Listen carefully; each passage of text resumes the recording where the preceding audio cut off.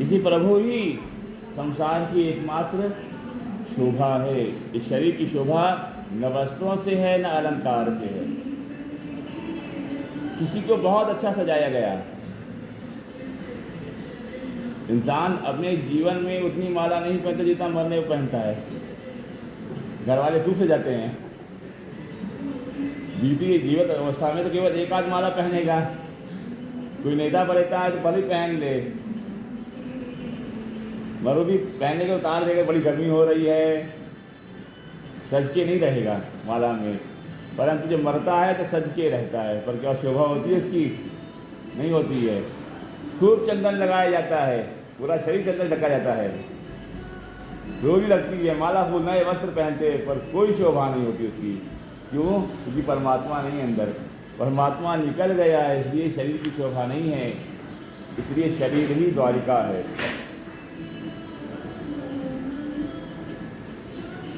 द्वारिका में प्रवेश करने के 10 द्वार थे। हमारे शरीर में भी 10 द्वार हैं। 9 द्वार तो प्रत्यक्ष हैं, 1 द्वार गुप्त है। जो 10वें द्वार को जान लेता है वही वास्तव में संसार में दोबारा नहीं आता।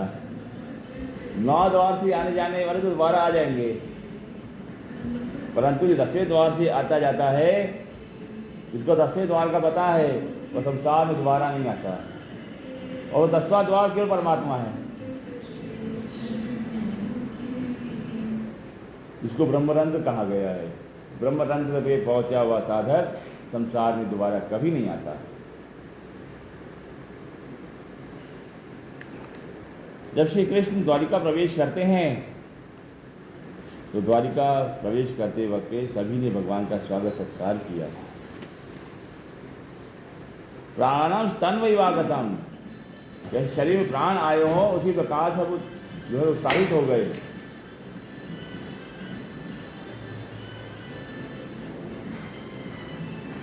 जैसे जीवात्मा जब शरीर में प्रवेश करता है, बालक का जन्म होता है तो बालक चिल्लाता है, जोर से रोता है, उसी प्रकार से भगवान ने अपने आगमन का, बालक अपने जन्म का जो है नाद करता है चिल्ला करके, रो करके। भगवान ने अपने आगमन का नाद किया है शंखनाद करके, शंख बजाया है।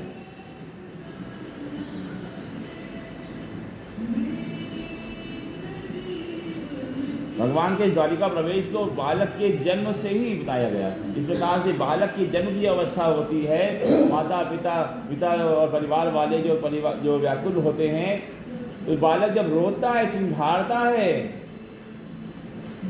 तो उसको सुन करके जो विषाद होता है, चिंता होती है पिता की, परिवार वालों से दूर हो जाती है कि बालक का जन्म हो गया, संतान का जन्म हो गया।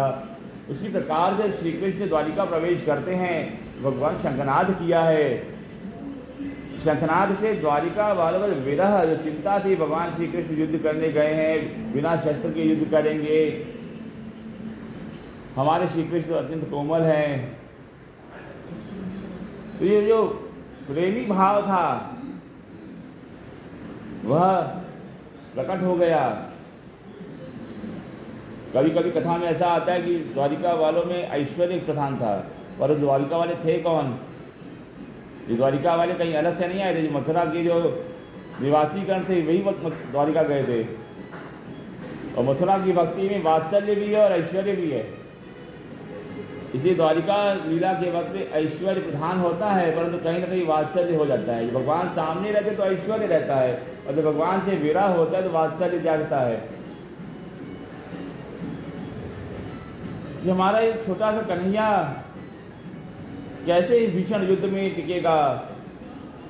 वहाँ तो द्रोणाचार्य, कृपाचार्य, अश्वत्थामा, कर्ण, दुशासन, दुर्योधन, भीष्म जैसे पराक्रमी योद्धा जो बिल्कुल दया नहीं करेंगे, और हमारे छोटे से कन्हैया वो भी शस्त्र नहीं उठाएंगे, किसी का वध नहीं करेंगे, इस प्रतिज्ञा के साथ युद्ध करने गए हुए हैं। भला उस युद्ध में वो कैसे सकुशल रहेंगे? हे नारायण, हमारे कन्हैया को सकुशल वापस ले आना। भगवान से प्रार्थना करते हैं कि प्रभु हमारे नंदनंदन, हमारे वसुदेव नंदन को वापस ले आना।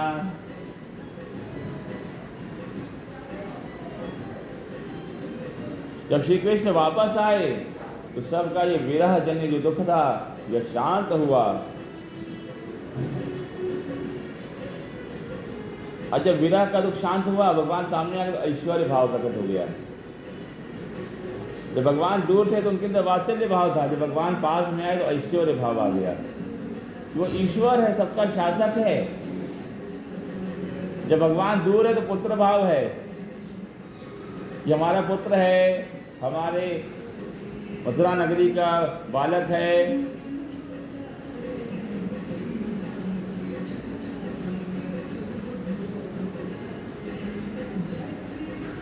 तत्रोपनीत बलयो रवे दीपवर्ताः आत्मा रामं पूर्णकामं निज लाभेन नित्यदा।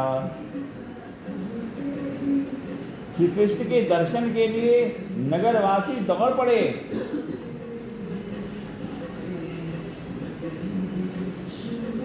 अब श्री कृष्ण की शोभा कैसे हो रही है? कहते हैं श्री कृष्ण की तो शोभा जो है तो है, श्री कृष्ण के हाथ शंख बज रहा है, उस 5 जन शंख की क्या शोभा है। एक तो सफेद शंख है, भगवान के जो करतल है वो एकदम लाल, उदित होते हुए सूर्य के समान लाल हैं। उसमें जब भगवान उसको फूंकते हैं तो ऐसा मालूम पड़ता है जैसे शंख नहीं वह हंस हो, और राजहंस की भांति उसकी शोभा हो रही है। भगवान का जो मुख है उसकी पूंछ बन जाता है, और जिस भगवान की करतल की लालिमा है उसकी आभा जब शंख में पड़ती है तो शंख भी हल्का लाल हो जाता है, जिससे शंख की शोभा बढ़ती है। तब सूर्य जी महाराज कहते हैं कैसी शोभा हो रही शंख की? तो जैसे राजहंस हो, हल्का सफेद हल्का लाल, पीछे से लाल लाल पूंछ हो। ये भगवान के होठ पीछे की तरफ लगे हुए हैं, इसलिए राजहंस की शोभा हो रही है।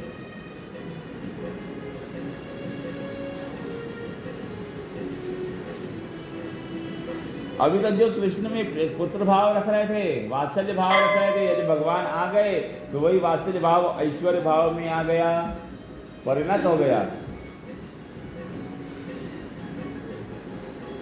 व्रज भक्ति में और द्वारिका भक्ति में अंतर है। व्रज में भगवान ने कितना भी अपना ऐश्वर्य प्रकट करना चाहा, पर ब्रजवासियों ने मना कर दिया, नहीं चाहिए हमको ऐश्वर्य, नहीं चाहिए हमको तो वात्सल्य ही चाहिए। जब भगवान ने विराट रूप दिखाया माता यशोदा को, तब माता कहती है कि हमको ये विराट रूप दर्शन हमको नहीं चाहिए, हमको तुम्हारा पुत्र ही चाहिए जो गोद में खेलने वाला हो। ये ब्रह्मांड को खिलाने वाला भगवान हमारा हमको नहीं चाहिए। भगवान को वापस पुत्र रूप में ही आना पड़ा। गोपिकाओं के सामने कई बार नारायण रूप में गए, शंख चक्र गदा पर धारण करके। गोपिकाओं ने कहा कि हम तो कृष्ण के प्रेमी हैं, हम कृष्ण से प्रेम करती हैं, हमको नारायण से कोई भी कार्य नहीं है। वहाँ हमेशा वात्सल्य भाव रहा है। कई दैत्यों का वध किया, पूतना आता है, पूतना का वध किया, पिनावत का वध किया, केशी धेनुक असंभव कार्य किए, फिर भी किसी ने भगवान नहीं माना। गिरिराज को उठा लिया, फिर भी किसी ने भगवान नहीं माना कि भगवान नहीं, हमारा ही ग्वाल सखा है। और द्वारिका में भगवान ने कुछ भी नहीं किया, कोई भी विशेष लीला नहीं करी, फिर भी सबने भगवान मान लिया, ये भगवान ही है। क्या किया भगवान ने द्वारिका में? केवल युद्ध ही तो किया है, वो तो हर राजा करता था। कोई ऐसी विशेष लीला नहीं करी है जो कि भगवान सिद्ध करे, बस सबने उनको भगवान माना। और वृंदावन में ऐसी कोई लीला नहीं करी जो बच्चा करता हो, सब ऐसे कार्य किए कि भगवान ही कर सकते हैं, फिर भी वहाँ किसी ने उनको भगवान नहीं माना और आज तक नहीं मानते। ये ब्रजवासी ने शपथ ली हो कि कभी भी कृष्ण को भगवान मानेंगे ही नहीं, कृष्ण लाल ही रहेंगे। द्वारिका जाएंगे, द्वारिकाधीश कह देंगे ठीक है द्वारिका में वो राजा है, हमारे यहाँ राजा नहीं है, हमारे यहाँ तो लाल जी है, तो लाल की वजह लाल का पूजन करते हैं, लाल के साथ खेलते कूदते हैं।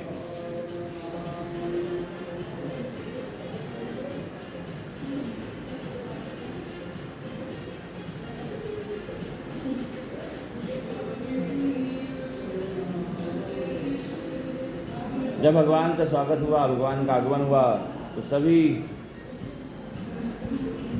द्वारिकावासी जैसे पिता के आने पर बालक खड़े हो जाते हैं, बालक दौड़ के जाते हैं, पिताजी आ गए, पिताजी आ गए करके भागते हैं, ऐसे ही श्री कृष्ण आ गए, द्वारिकाधीश आ गए करके सारे द्वारिकावासी दौड़ते हुए गए। भगवान से प्रार्थना करते हुए कहते हैं नतास्मते नाथ सदांग्री पंकजम विरिंचि वैरिंच्य सुरेंद्र वंदितम परायणं क्षेममिहे क्षतांबरं न यत्र कालः प्रभवेत् परः प्रभु। हे नाथ हम आपकी शरण में हैं। विरिंचि वैरिंच्य असुरेंद्र वंदितम, ब्रह्मा शिव प्रहलाद इंद्र ये सब आपकी वंदना करते हैं। हम फिर आपकी वंदना करने से क्या विशेषता है, हम तो ब्रह्मा की बनाई सृष्टि हैं, अर्थात सारा संसार केवल आपकी ही वंदना करता है।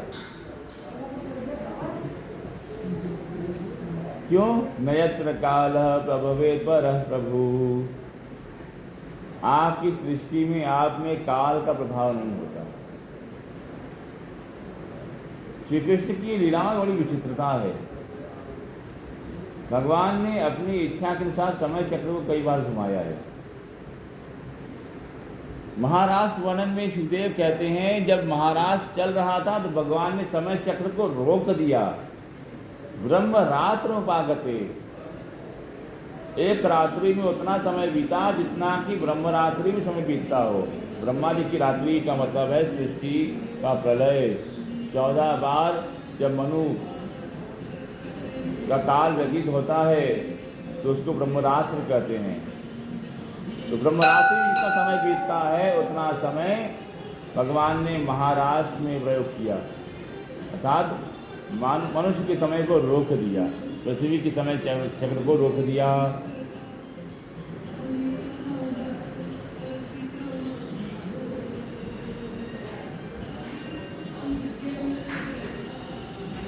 इसीलिए काल चक्र के हाथ में है, तो उनके लिए समय चक्र को रोकना असंभव कार्य नहीं है।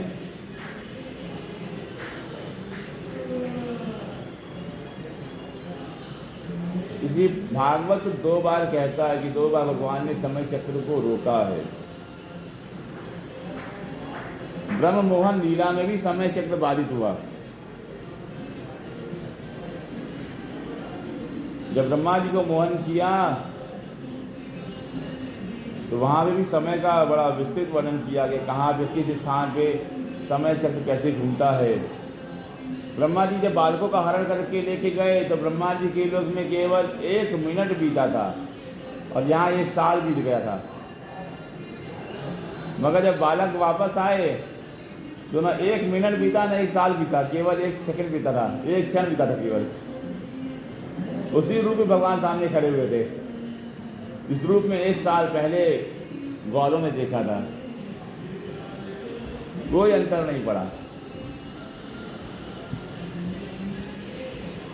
इसी भागवत 2 बार कहता है भगवान ने समय चक्र में 2 बार हस्तक्षेप किया, बदला है, घुमाया है, आगे किया है, पीछे किया है। जब ब्रह्मरात्र का समय था तो स्थगित कर दिया था, और जब ब्रह्म मोहन लीला हुई तो पीछे कर दिया।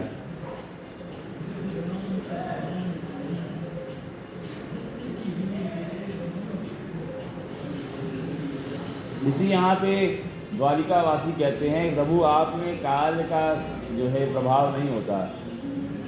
आप कभी बालक रूप दिखाई पड़ते हो, कभी युवा रूप दिखाई पड़ते हो, कभी आप किशोर होते हो, कभी आप वृद्ध होते हो। कंस की राजसभा के अंदर सुखदेव वर्णन करते हैं, जब कंस के रंग महल में भगवान श्री कृष्ण प्रवेश करते हैं रंगमंच पे, तो श्री कृष्ण को देख करके हर कोई अपनी अपनी दृष्टिकोण से कृष्ण को देख रहा है। सबकी दृष्टि अलग अलग है, एक ही कृष्ण है।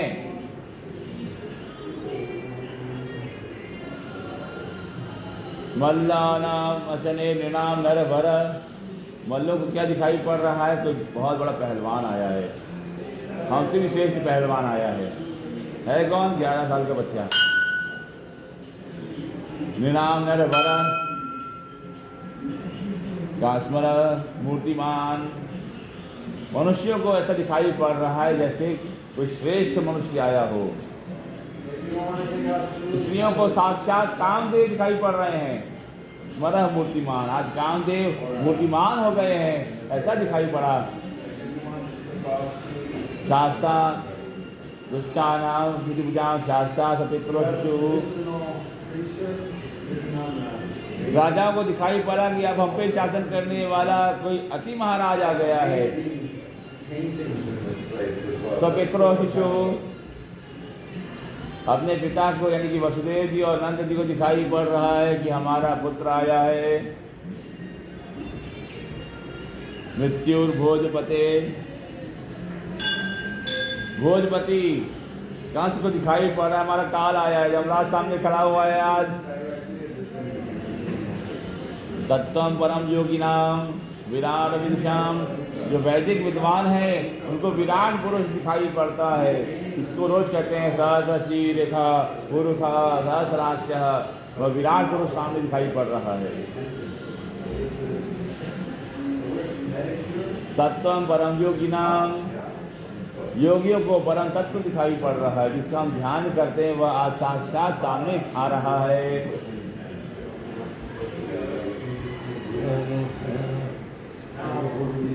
विष्णु वंशी भक्तों को दिखाई पड़ा कि हमारा प्रियतम आ गया। गोपों को दिखाई पड़ा हमारा सखा आया है। एक ही कृष्ण है, कोई अलग अलग कृष्ण नहीं है। मगर जो गोपिकाएं मातृभावना रखती थी, स्त्रियां मातृभावना रखती थी, उनको वो तो दिखाई पड़ रहा है कि हमारा बालक है, तो साल भर का बालक भी आया है, कितना कोमल बालक है।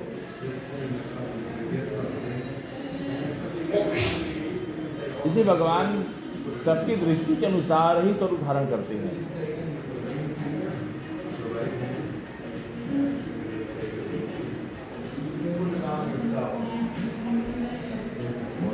गोपिकाएं प्रार्थना करती हैं कि प्रभु आप हमको हमसे 2 रूप में दर्शन दो, अर्थात द्विभुज रूप आपका दर्शन में हो।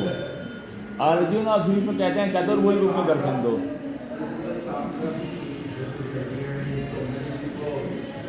दो भुज रूप में दर्शन मत दो, सहस्त्रभुज रूप में दर्शन मत दो, चतुर्भुज रूप में दर्शन दो।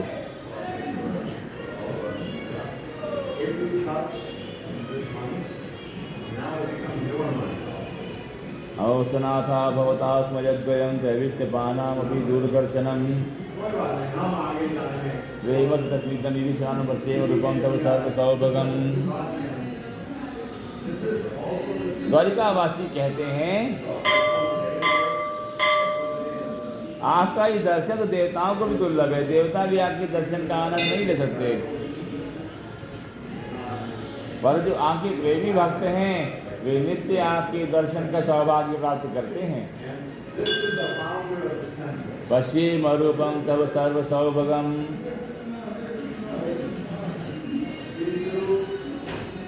तो ये हमारा बड़ा सौभाग्य है कि हम वहाँ के स्वरूप का दर्शन कर पा रहे हैं। इस प्रकार से द्वारिकावासी भगवान की स्तुति करते हैं, भगवान का स्वागत करते हैं, कैसे भगवान द्वारिका प्रवेश किया है, यह कथा कल के प्रसंग में होगी। ठीक है।